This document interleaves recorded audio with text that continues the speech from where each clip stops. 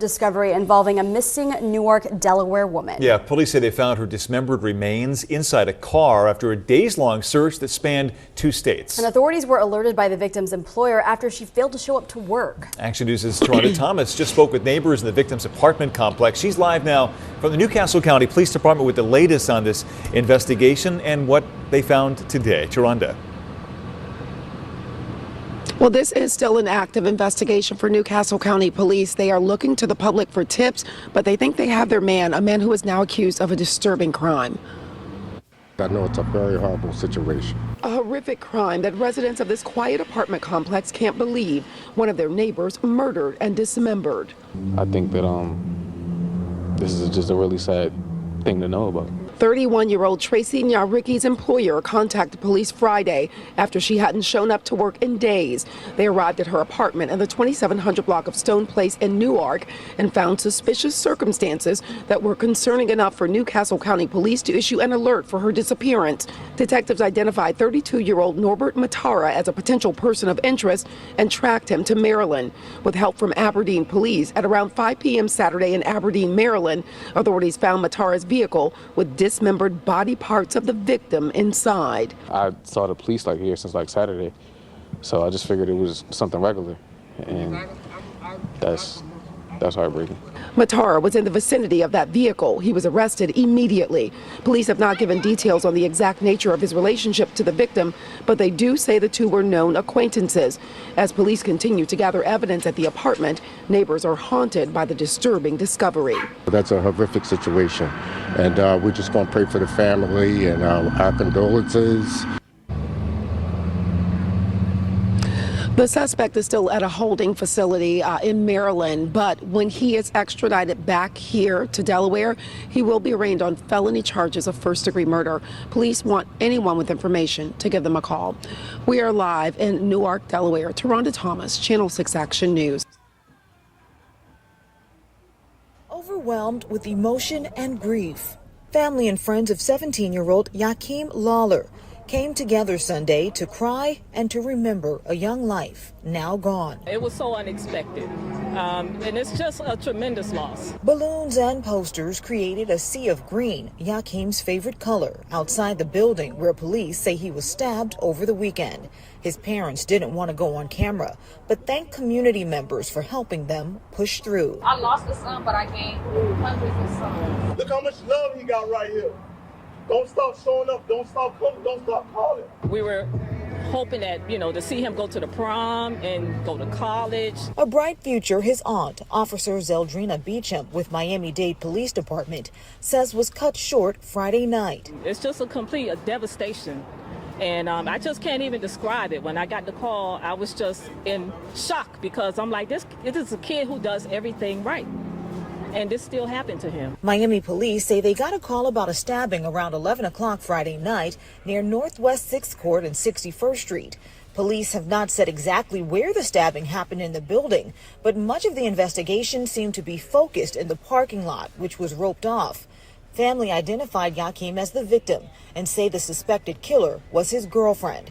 Miami police have only confirmed that the suspect is a 17-year-old female and that the two knew each other. That was his girlfriend, and she left her place and came there, and she did that to him. They had been having relationship issues lately. Beecham says the family feels a mix of sadness, but also anger. What could have been said over the phone that was so bad that you want to take his life? Beecham says Yakim was a student at Miami Northwestern Senior High School, where he played football. Always very respectful to his elders.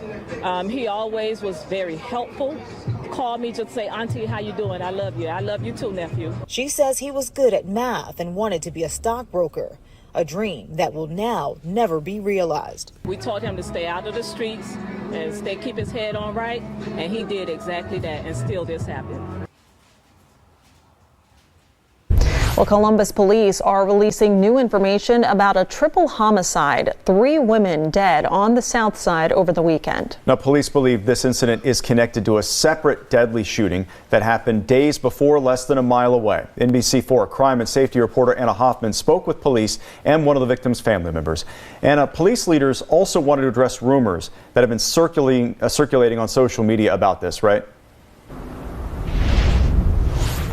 Yes, Jared, they did. There has been a lot of talk online about a serial killer being responsible for these shootings. Well, Columbus police say that is not true at all. However, they are still on the hunt for the suspects responsible for this triple shooting. I spoke with one of the victims' aunts. She tells me their entire family is in shock.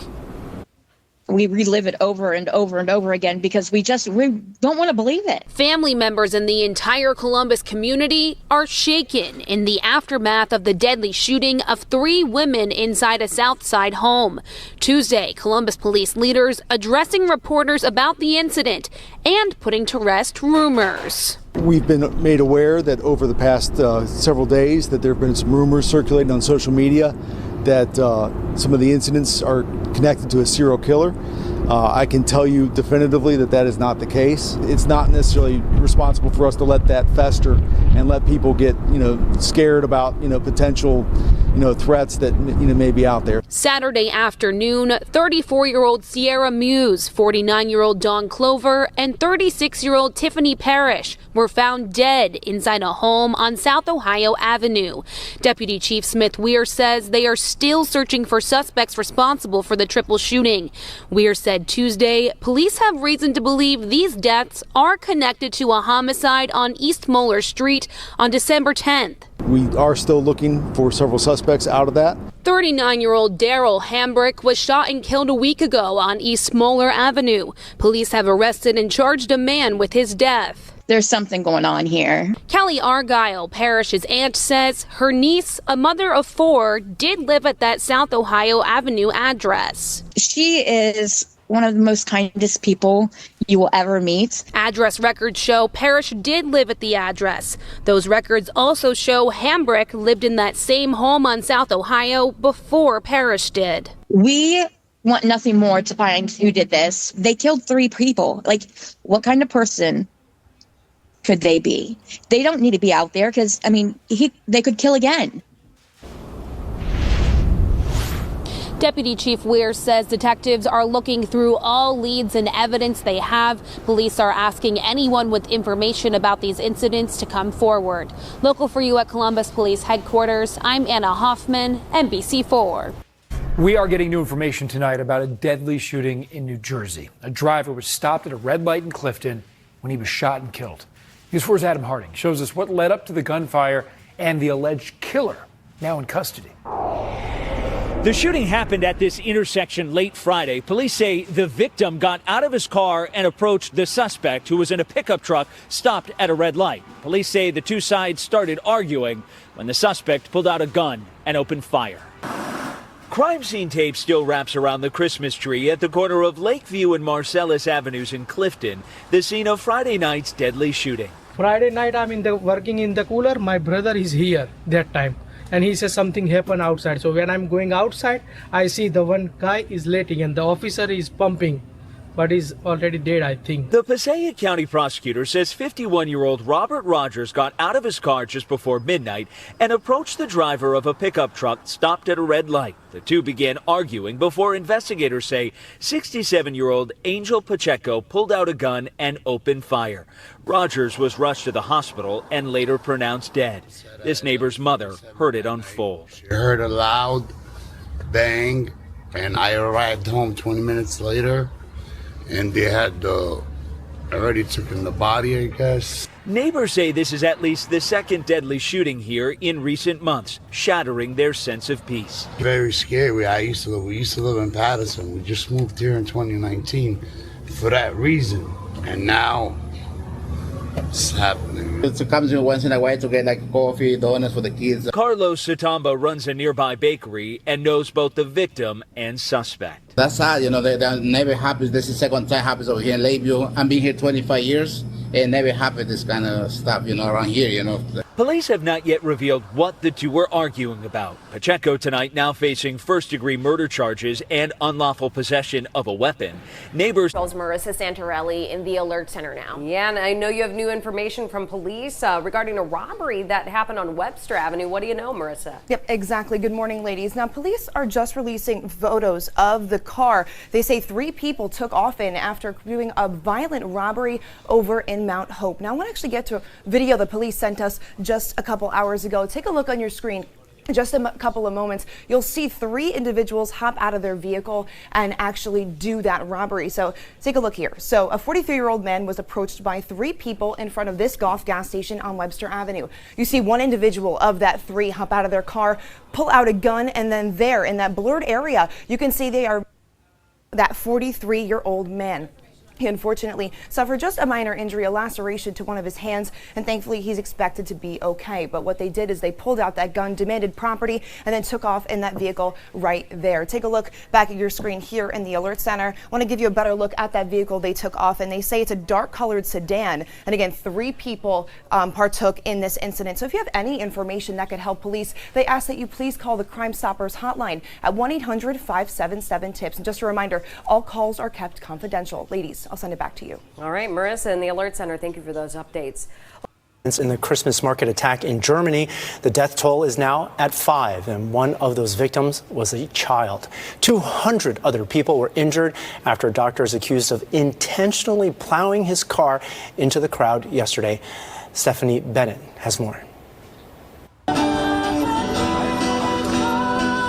Shock and grief in Magdeburg, Germany, where the death toll continues to rise after a car plowed through a packed crowd at a Christmas market Friday night. Among those killed, a 9-year-old child. German authorities say more than 200 others were also injured. 41 of them are in serious condition. The city is in a heated atmosphere because we don't know what will happen in the next days and in the next hours as well. Police say the driver of the car is a 50-year-old Saudi Arabian doctor who arrived in Germany in 2006. He was arrested at gunpoint moments after the attack outside his damaged BMW. Investigators believe he acted alone, but his motive remains unclear. At this point, we can only say for sure that the perpetrator was evidently Islamophobic. We can confirm that. On Saturday, German Chancellor Olaf Scholz visited the site of the attack. Mourners also began leaving flowers and candles outside a local church before a memorial service was held to remember all those lost. Nobody expected this to happen here. I really have to say I'm shocked. This is madness. President Joe Biden also issued a statement condemning the attack and saying in part, quote, "The United States will always stand with our allies against violent terror." This is the second time Germany's Christmas markets, a staple in German culture, have been targeted. In 2016, a truck also rammed into a holiday market in central Berlin, killing 12 people and injuring dozens of others. For now, the Christmas market. Calling the killing of a mother and the slashing of her teenage son in Brooklyn a case of domestic violence. It happened last night inside their home on East 81st Street in Canarsie.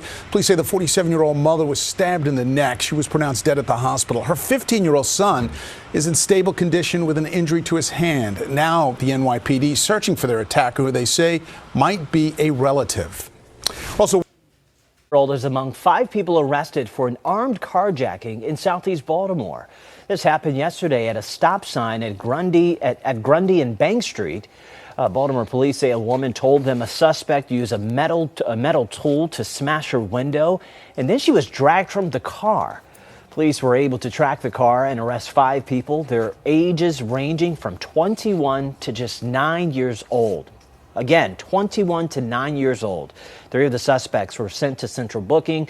A 15-year-old was taken to the Department of Juvenile Services, and the 9-year-old was released to his parents. Now, a 17-year-old girl recovering after police say she was slashed in the face on a subway right here in the Bronx this week. News 12's Marissa Santorelli is at the 149th Street station with more on the new measures in place to protect riders. Good morning. Yeah, good morning, ladies. That incident happening on the 4 train on Tuesday evening. Now, police tell us that a 17-year-old girl, well, she hopped on the subway over at the 161st Street station. That's when they say a man approached her and slashed her in the face. Now, we have a look at that suspect. I want you to take a good look at your screen here. Do you recognize this man? Police say he slashed that 17-year-old girl on her left cheek at around 4:43 p.m. on Tuesday and ran off. Now, once she arrived here at the 149th Street station, she was taken to an area hospital and thankfully is expected to be okay.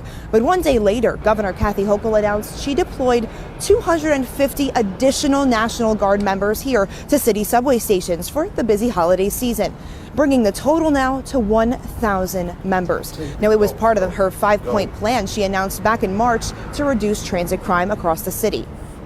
And Governor Kathy Hochul, she says it's working. She says since March, transit crime is actually down 10% across the city. But the numbers here in the Bronx tell a different story. NYPD data shows transit crime is actually up 10% this year compared to last, with about 350 crimes so far. And right here in the 40th precinct, transit crime is up a whopping 33%. Now, at this hour, the suspected slasher, well, he is still on the run. So if you know where he might be, or even if you recognize him, police ask that you please give them a call at the Crime Stoppers hotline. That's 1-800-577-TIPS. That's the latest here in Mott Haven.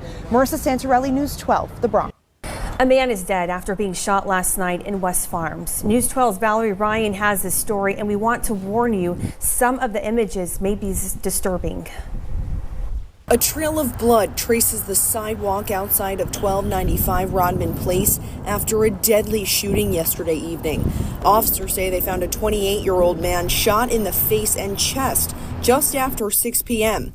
Javier Moya says the news comes as no surprise. This is nothing new. This is nothing new. The victim was taken to St. Barnabas Hospital where he died. People tell us incidents like these make them want to move. It makes me nervous because I'm a human being. I could be the one who had been shot yesterday. City data shows more than 400 people were shot this year in the Bronx, almost 40 more victims compared to last year. Moya says he avoids being out when the sun goes down. I won't go out at night. I buy my stuff now. And I'm not coming back out until tomorrow when it's time for me to go. That was Valerie Ryan reporting. Police have not yet released the identity of that 28-year-old man, and no arrests have been made. The investigation is ongoing. Moving now to our continuing coverage on the subway slashing in Dumbo last night. Our News 12's Jody Juliana Powell joins us from York Street with the very latest. Police tell us last night, just after 10 p.m., a 50-year-old man was slashed in the face at the York Street station. It's unsafe in New York, you know? That's just what it is. We see it every day. We're told the victim was walking down the platform steps when a man started punching him. That's when police say the suspect pulled out a knife and slashed the victim on the left side of his face. I didn't really think something like that would happen in this neighborhood. It's usually very quiet after 6. This comes after gunshots were fired on another F-line train a couple stops away a little over 2 weeks ago. Commuters say crime is the new normal. Being a native New Yorker, these two things do happen. Everybody says it never happens in my neighborhood, but things happen, unfortunately. According to city stats, subway crime is down over 6% for the year, and commuters say even with the latest 2 incidents, they do not fear they will be the next victim. I am a professional boxer, so I would recommend you keeping your distance from me. We are told by police the victim has no life-threatening injuries and is recovering in the hospital as police search for the attacker. In Dumbo, Jody Juliana Powell, News 12, Brooklyn.